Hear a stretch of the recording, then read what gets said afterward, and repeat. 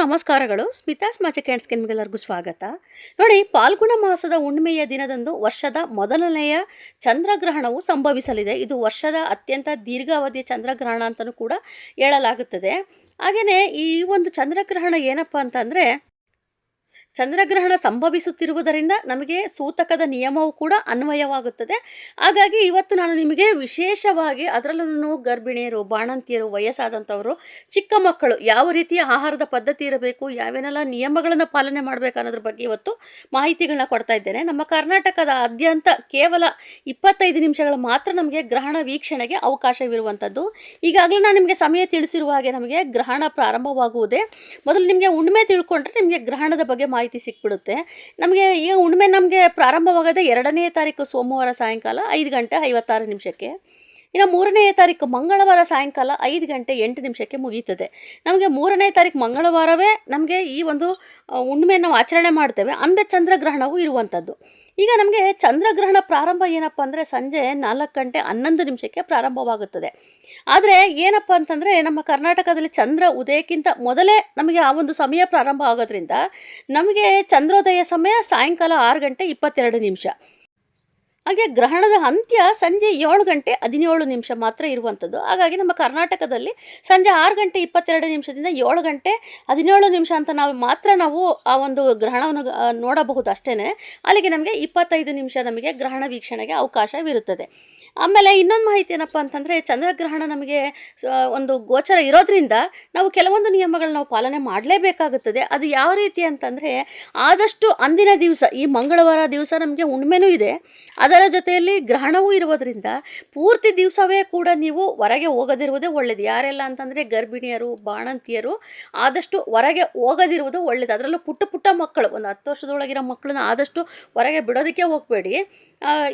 ಯಾವ ಒಂದು ಕಾರಣಕ್ಕೆ ನಾವು ಹೊರಗೆ ಹೋಗಬಾರ್ದು ಅನ್ನೋದಾದರೆ, ಚಂದ್ರಗ್ರಹಣದ ಕಿರಣಗಳು ಏನಿರುತ್ತೋ ಅದು ಗರ್ಭಿಣಿಯರ ಮೇಲೆ ಅದು ಪ್ರಭಾವ ಬೀರುತ್ತೆ.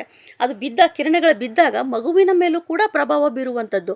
ಹಾಗಾಗಿ ಮೆದುಳಿಗೂ ಕೂಡ ಸಮಸ್ಯೆ ಆಗ್ಬೋದು, ಅಥವಾ ಇನ್ನೇನಾದರೂ ಒಂದು ಕಿರಿಕಿರಿ ಆಗ್ಬೋದು. ಹಾಗಾಗಿ ಆದಷ್ಟು ಮನೆ ಒಳಗೆ ಇರುವುದು ತುಂಬ ಸೂಕ್ತವಾದದ್ದು. ಅದ್ರ ಜೊತೆಲಿ ಬಾಣಂತಿಯರು ಅಷ್ಟೇ, ಮಗುನ ಕರ್ಕೊಂಡು ಹೊರಗೆ ಹೋಗೋದಾಗಲಿ ಅಥವಾ ಬಾಣಂತಿಯರೇ ಹೊರಗೆ ಹೋಗೋದಾಗಲಿ ಆ ರೀತಿಯೆಲ್ಲ ಮಾಡೋದಕ್ಕೆ ಹೋಗಬೇಡಿ. ಆದಷ್ಟು ಮನೆ ಒಳಗೆ ಸುರಕ್ಷಿತವಾಗಿರಬೇಕು.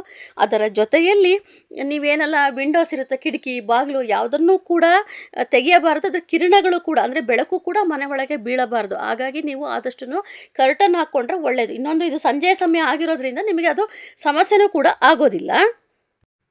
ಹಾಗೆ ನಮಗೆ ಗ್ರಹಣ ಇವಾಗ 4 ಗಂಟೆ 11 ನಿಮಿಷಕ್ಕೆ ಪ್ರಾರಂಭ ಆಗೋದ್ರಿಂದ ಅದರ ಸೂತಕದ ಅವಧಿ ನಾವು 9 ಗಂಟೆ ಮುಂಚೆನೇ ನಾವು ಪ್ರಾರಂಭ ಮಾಡ್ತೇವೆ.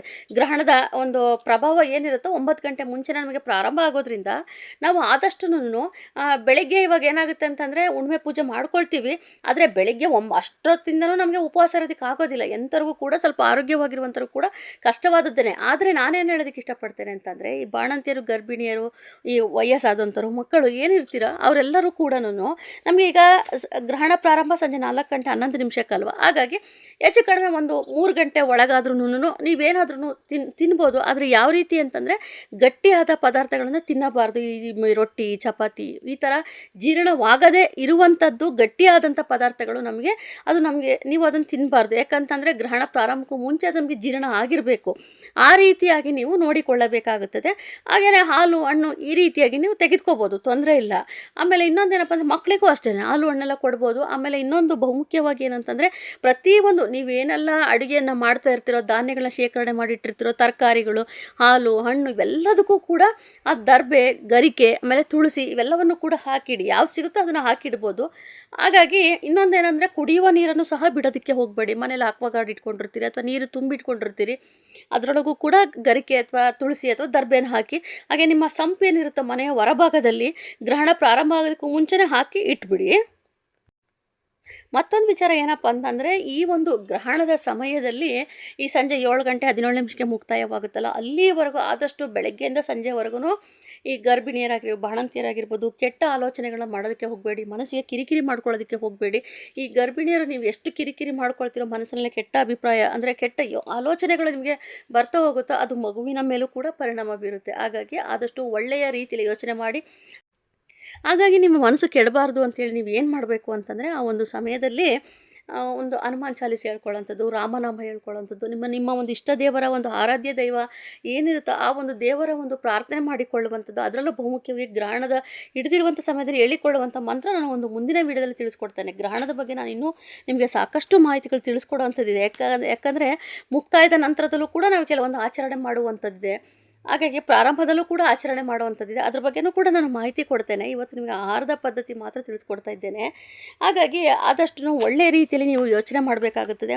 ಅಂದರೆ ಇನ್ನೊಂದೇನಪ್ಪ ಅಂತಂದರೆ, ಈ ಗ್ರಹಣದ ಸಮಯದಲ್ಲಿ ನಾವು ಏನೆಲ್ಲ ಹೇಳ್ಕೊಳ್ತೀವೋ ಅದು ತುಂಬಾ ಪರಿಣಾಮ ಬೀರುತ್ತಂತ ಅಂತೆ. ಅಂದರೆ ಈಗ ದೇವರ ನಾಮ ಆಗಿರ್ಬೋದು, ಯಾವುದೇ ಆಗಿರ್ಬೋದು, ತುಂಬ ಪ್ರಭಾವ ಬೀರುತ್ತಂತೆ. ಹಾಗಾಗಿ ಕೆಟ್ಟ ಆಲೋಚನೆಗಳು ಬೇಡ, ಒಳ್ಳೆಯದನ್ನು ನಾವು ಯೋಚನೆ ಮಾಡ್ಕೊಂಡಿರ್ಬೇಕಾಗುತ್ತದೆ. ಆಮೇಲೆ ಆದಷ್ಟು ಕೈಯಲ್ಲಿ ಚಾಕು ಅಂತ ಅಂದರೆ ಹಿಡ್ಕೊಳ್ಳೋವಂಥದ್ದು, ಅದರ ತರಕಾರಿ ಕಟ್ ಮಾಡುವಂಥದ್ದು ಅಥವಾ ಯಾವುದನ್ನು ಕೂಡ ಮಾಡೋದಕ್ಕೆ ಹೋಗಬೇಡಿ. ಪ್ರತಿಯೊಬ್ಬರು ಕೂಡ ಆರೋಗ್ಯವಾಗಿರುವಂಥವ್ರಿಗೂ ಈ ಮಾತು ಅನ್ವಯವಾಗುತ್ತದೆ. ಮನೆ ಒಳಗೆ ಆ ಒಂದು ಸಮಯದಲ್ಲಿ ಯಾವುದೇ ಕೆಲಸಗಳನ್ನು ಸಹ ಮಾಡೋದಕ್ಕೆ ಹೋಗಬಾರ್ದು. ಆದಷ್ಟು ಒಂದು ಜಾಗದಲ್ಲಿ ಕುಳಿತುಕೋಬೇಕು. ಆಮೇಲೆ ಮಲಗಬಾರದು, ಅದೊಂದು ನಾವು ಗಮನದಲ್ಲಿ ಇಟ್ಕೋಬೇಕಾಗುತ್ತದೆ. ನೀವು ಹಾಗೆ ಕುಳಿತುಕೊಂಡೇ ನೀವು ದೇವರ ಒಂದು ಜಪ ಮಾಡಿದ್ರೆ ತುಂಬಾ ಒಳ್ಳೆಯದು. ಆಮೇಲೆ ಇನ್ನೊಂದೇನಪ್ಪ ಅಂತಂದರೆ, ಹೊಲಿಗೆ ಯಂತ್ರ ವ್ಯಾಪಾರ ಮಾಡುವಂಥವ್ರಿಗೆ ಅದು ಅನಿವಾರ್ಯ ಆಗಿರುತ್ತದೆ. ಆದರೆ ಅದು ಅವಶ್ಯಕತೆ ಇಲ್ಲದೆ ಇರುವಂಥವ್ರಿಗೆ ಆ ರೀತಿ ಎಲ್ಲ ಟೈಮ್ ಪಾಸ್ ಆಗಲ್ಲ ಅಂತ ಹೊಲಿಯುವಂಥದ್ದು ಅದೆಲ್ಲ ಏನೂ ಮಾಡಬೇಡಿ. ಆರಾಮಾಗಿ ಕುಳಿತುಕೊಂಡು ದೇವರ ಜಪ ಮಾಡಿ ಅಷ್ಟೇ ಸಾಕು. ಹಾಗೆಯೇ ಮತ್ತೊಂದು ವಿಚಾರ ಏನಪ್ಪ ಅಂತಂದರೆ, ಈಗ ಗರ್ಭಿಣಿಯರೇ ಆಗಿರ್ಬೋದು ಅಥವಾ ವಯಸ್ಸಾದಂಥವ್ರಾಗಿರ್ಬೋದು, ಈಗ ನೀವು ಜಾಬ್ ಮಾಡ್ತಾಯಿದ್ರೆ ಕೆಲಸಕ್ಕೆ ಹೋಗುವಂಥವ್ರು ಆದಷ್ಟು ಅವತ್ತಿನ ದಿವಸ ರಜೆ ತೆಗೆದುಕೊಳ್ಳೋದೇ ಒಳ್ಳೆಯದು. ಇನ್ನು ಎಣ್ಣೆಯಲ್ಲಿ ಕರೆದಿರುವಂಥ ಪದಾರ್ಥಗಳನ್ನು ಯಾವುದೇ ಕಾರಣಕ್ಕೂ ಸೇವನೆ ಮಾಡೋದಕ್ಕೆ ಹೋಗಬೇಡಿ. ಅದೊಂದು ಪಕ್ಷ ಮನೇಲಿ ಇತ್ತು ಅಂದರೆ ಅದಕ್ಕೊಂದು ಗರಿಕೆನೋ ದರ್ಬೆ ಮತ್ತೊಂದು ಹಾಕಿ ಇಟ್ಬಿಡಿ. ಅದನ್ನು ಮಾತ್ರ ಯಾವುದೇ ಕಾರಣಕ್ಕೂ ತಿನ್ನೋದಕ್ಕೆ ಹೋಗಬೇಡಿ. ಇನ್ನೂ ಹೆಚ್ಚಿನ ಮಾಹಿತಿಗಳು ನಾನು ನಿಮಗೆ ಒಂದು ಮುಂದಿನ ವಿಡಿಯೋದಲ್ಲಿ ತಿಳಿಸ್ಕೊಡ್ತಾ ಹೋಗ್ತೇನೆ. ಸೊ ಇವತ್ತು ನಾನು ನಿಮಗೆ ತಿಳಿಸಿರುವಂಥ ಮಾಹಿತಿ ದಯವಿಟ್ಟು ಆದಷ್ಟು ಶೇರ್ ಮಾಡಿ, ಲೈಕ್ ಮಾಡಿ, ಕಮೆಂಟ್ ಮಾಡಿ, ಹಾಗೆಯೇ ಸಬ್ಸ್ಕ್ರೈಬ್ ಮಾಡ್ಕೊಳ್ಳಿ. Thank you.